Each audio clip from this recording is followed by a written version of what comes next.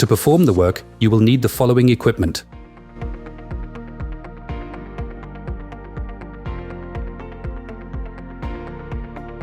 Move the aggregate unit to a suitable position. Position the 46 open-end wrench on the flat section of the finger cutter to fix the motor shaft.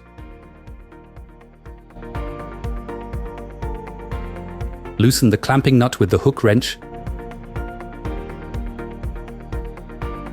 Remove the finger cutter and remove the clamping nut with collet. Screw the clamping nut with collet chuck back on.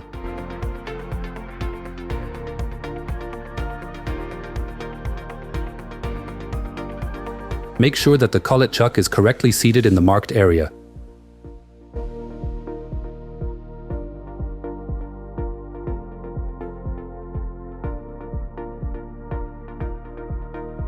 Position the open-end wrench and tighten the clamping nut to 110 Newton meters.